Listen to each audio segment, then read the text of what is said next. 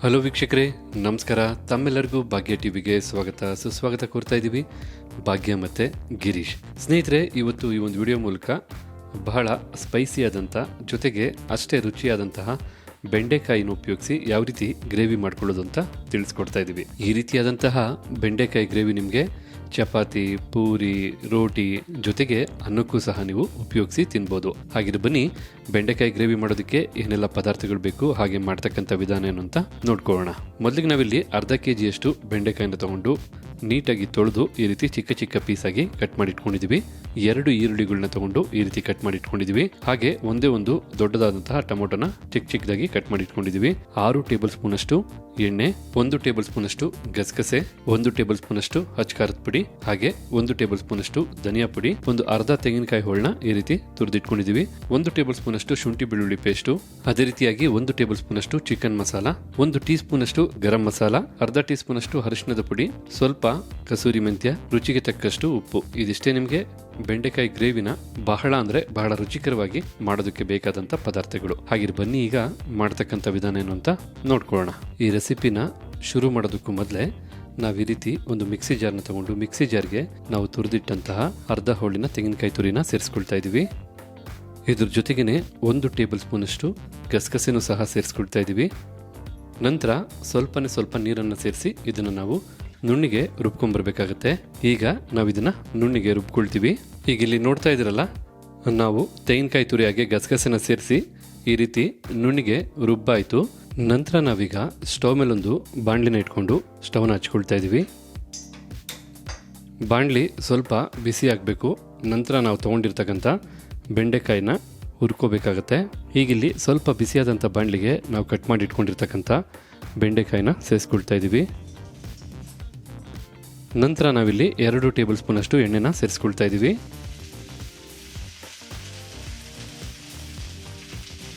ಈ ರೀತಿ ಎಣ್ಣೆನೂ ಸೇರಿಸಿದ ನಂತರ ನಾವೇನಿಲ್ಲ ಅಂದರೂ ಒಂದು 5 ನಿಮಿಷಗಳ ಕಾಲ ಬೆಂಡೆಕಾಯಿನ ಚೆನ್ನಾಗಿ ಹುರ್ಕೋಬೇಕಾಗತ್ತೆ. ಏಕೆಂದರೆ ಇದರಲ್ಲಿರ್ತಕ್ಕಂಥ ಲೋಳೆ ಎಲ್ಲ ಹೋಗೋವರೆಗೂ ನಾವು ಹುರ್ಕೋಬೇಕಾಗತ್ತೆ. ಏಕೆಂದರೆ ಎಷ್ಟೋ ಜನ ಈ ಬೆಂಡೆಕಾಯಿ ಲೋಳೆ ಇದೆ ಅಂತೇಳಿ ತಿನ್ನೋದಕ್ಕೆ ಹೋಗಲ್ಲ. ಆದರೆ ಖಂಡಿತ ಈ ರೆಸಿಪಿನ ಈ ರೀತಿ ಮಾಡಿ ನೋಡಿ, ಪ್ರತಿಯೊಬ್ಬರು ಇಷ್ಟಪಟ್ಟು ತಿಂತೀರಾ. ಈ ರೀತಿ ನೀವು ಬೆಂಡೆಕಾಯಿನ ಹುರ್ಕೋಬೇಕಾದ್ರೆ ಹೈ ಫ್ಲೇಮಲ್ಲೇ ಹುರ್ಕೊಳ್ಳಿ, ಏನೂ ತೊಂದರೆ ಇಲ್ಲ. ಹೀಗಿಲ್ಲಿ ನಾವು 5 ನಿಮಿಷಗಳ ಕಾಲ ಚೆನ್ನಾಗಿ ಬೆಂಡೆಕಾಯಿನ ಹೈ ಫ್ಲೇಮಲ್ಲೇ ಹುರ್ಕೊಂಡಾಯಿತು. ಈ ಒಂದು ಹಂತದವರೆಗೂ ನೀವು ಹುರ್ಕೊಂಡ್ರೆ ಸಾಕಾಗುತ್ತೆ. ನಂತರ ಫ್ಲೇಮ್ನ ಆಫ್ ಮಾಡ್ಕೊಳ್ಳಿ. ಬೆಂಡೆಕಾಯಿನ ಚೆನ್ನಾಗಿ ಹುರಿದಾದ ನಂತರ ನಾವು ಮತ್ತೊಂದು ಬಾಣಲಿನ ಸ್ಟವ್ ಮೇಲೆ ಇಟ್ಕೊಂಡು ಸ್ಟವ್ನ ಹಚ್ಕೊಳ್ತಾ ಇದ್ದೀವಿ. ಈ ಬಾಣಲಿನಲ್ಲಿ ನಾವು ಬೆಂಡೆಕಾಯಿ ಬೇಕಾದಂಥ ಗ್ರೇವಿನ ರೆಡಿ ಮಾಡ್ಕೊಳ್ತೀವಿ. ಈಗ ಬಿಸಿಯಾದಂಥ ಬಾಣಲಿಗೆ 4 ಟೇಬಲ್ ಸ್ಪೂನ್ ಅಷ್ಟು ಎಣ್ಣೆನ ಸೇರಿಸ್ಕೊಳ್ತಾ ಇದ್ದೀವಿ.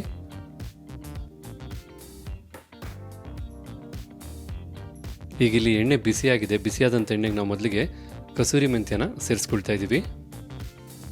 ಹಾಗೆ ನಾವು ಕಟ್ ಮಾಡಿ ಇಟ್ಕೊಂಡಿರ್ತಕ್ಕಂಥ 2 ಈರುಳ್ಳಿನೂ ಸಹ ಸೇರಿಸ್ಕೊಳ್ತಾ ಇದ್ದೀವಿ.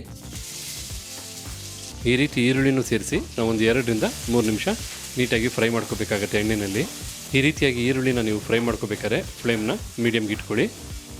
ನಾವು ಈ ಬೆಂಡೆಕಾಯಿ ಗ್ರೇವಿ ಮಾಡಬೇಕಾದ್ರೆ ಈರುಳ್ಳಿನ ಎಷ್ಟು ಚೆನ್ನಾಗಿ ಫ್ರೈ ಮಾಡ್ಕೊಳ್ತೀವೋ ಅಷ್ಟು ಚೆನ್ನಾಗಿರುತ್ತೆ ನಾವು ಮಾಡ್ತಕ್ಕಂಥ ಬೆಂಡೆಕಾಯಿ ಗ್ರೇವಿ. ಹೀಗಿಲ್ಲಿ ನಾವು ಈರುಳ್ಳಿನ ಕಂಪ್ಲೀಟಾಗಿ 3 ನಿಮಿಷಗಳ ಕಾಲ ಮೀಡಿಯಂ ಫ್ಲೇಮಲ್ಲೇ ಹುರ್ಕೊಂಡಾಯಿತು. ನೋಡ್ತಾ ಇದ್ರಲ್ಲ, ಈರುಳ್ಳಿ ಈ ಮಟ್ಟದವರೆಗೂ ನಾವು ಫ್ರೈ ಮಾಡ್ಕೊಂಡಿದ್ದೀವಿ. ನಂತರ ನಾವು 1 ಟೇಬಲ್ ಸ್ಪೂನ್ ಅಷ್ಟು ಶುಂಠಿ ಬೆಳ್ಳುಳ್ಳಿ ಪೇಸ್ಟ್ನ ಸೇರಿಸ್ಕೊಳ್ತಾ ಇದ್ದೀವಿ. ಈ ರೀತಿ ಶುಂಠಿ ಬೆಳ್ಳುಳ್ಳಿ ಪೇಸ್ಟ್ನ ಸೇರಿಸಿ ಒಂದು 30 ಸೆಕೆಂಡ್ಗಳ ಕಾಲ ನಾವು ಫ್ರೈ ಮಾಡ್ಕೋಬೇಕಾಗತ್ತೆ. ಯಾಕೆಂದರೆ ಶುಂಠಿ ಬೆಳ್ಳುಳ್ಳಿ ಪೇಸ್ಟಲ್ಲಿರ್ತಕ್ಕಂಥ ಹಸಿ ವಾಸನೆ ಹೋಗೋವರೆಗೂ ನಾವು ಫ್ರೈ ಮಾಡ್ಕೋಬೇಕಾಗತ್ತೆ.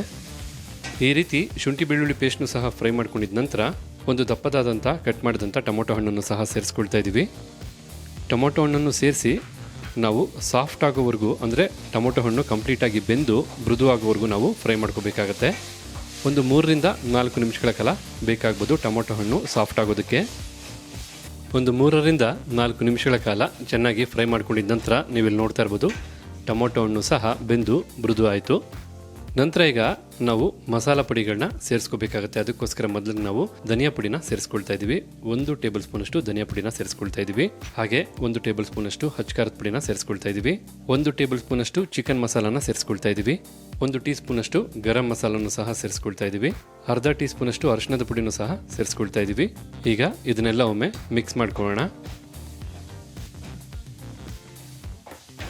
ಈ ರೀತಿ ಚೆನ್ನಾಗಿ ಮಿಕ್ಸ್ ಮಾಡ್ಕೊಂಡಿದ ನಂತರ ನಾವೀಗ ಇದಕ್ಕೆ ಒಂದು ಅರ್ಧ ಕಪ್ನಷ್ಟು ನೀರನ್ನು ಸೇರಿಸ್ಕೋಬೇಕಾಗತ್ತೆ. ನೀರನ್ನು ಸೇರಿಸಿ ಮತ್ತೊಮ್ಮೆ ಮಿಕ್ಸ್ ಮಾಡ್ಕೊಳ್ಳೋಣ.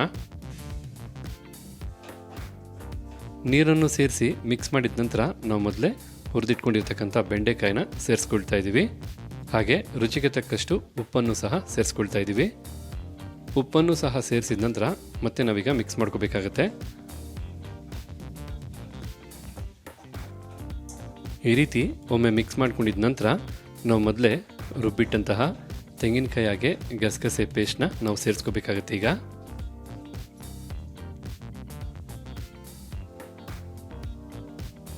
ನಂತರ ನಾವು ಒಂದು ಅರ್ಧ ಕಪ್ಪಷ್ಟು ನೀರನ್ನ ತೆಂಗಿನಕಾಯಿ ತುರಿದಂಥ ಮಿಕ್ಸಿ ಜಾರ್ಗೆ ಸೇರಿಸ್ಕೊಳ್ತಾ ಇದ್ದೀವಿ ಇಲ್ಲಿ.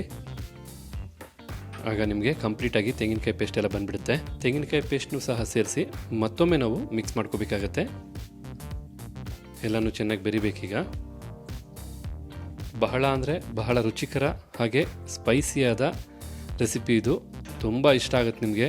ಅದರಲ್ಲಂತೂ ಚಪಾತಿ ಆಗ್ಬೋದು, ರೋಟಿ ಆಗ್ಬೋದು, ಇದ್ರ ಜೊತೆ ಎಲ್ಲ ತಿನ್ನೋದಕ್ಕಂತೂ ಬಹಳ ಸೊಗಸಾಗಿರುತ್ತೆ.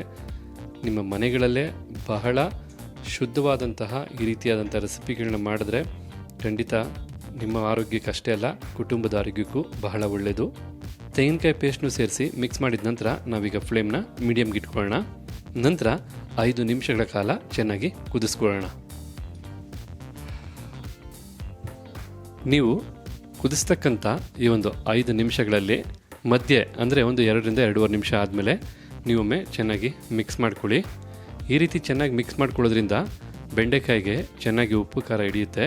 ಜೊತೆಗೆ ಬಾಣಲಿನೂ ಸಹ ತಳ ಹಿಡಿಯಲ್ಲ, ಎಲ್ಲ ಕಡೆನೂ ಚೆನ್ನಾಗಿ ಫ್ರೈ ಆಗೋದಕ್ಕೆ ಸಹಾಯ ಆಗುತ್ತೆ.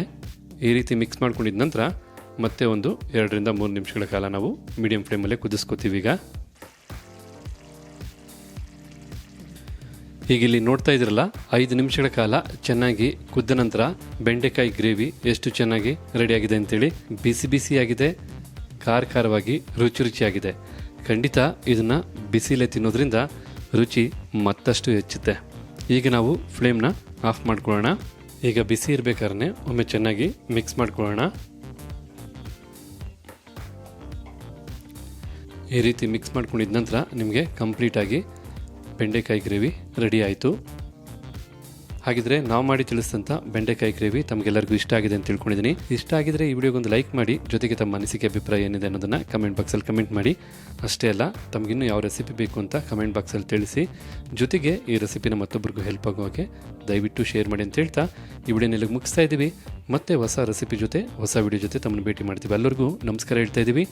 ಭಾಗ್ಯ ಮತ್ತು ಗಿರೀಶ್.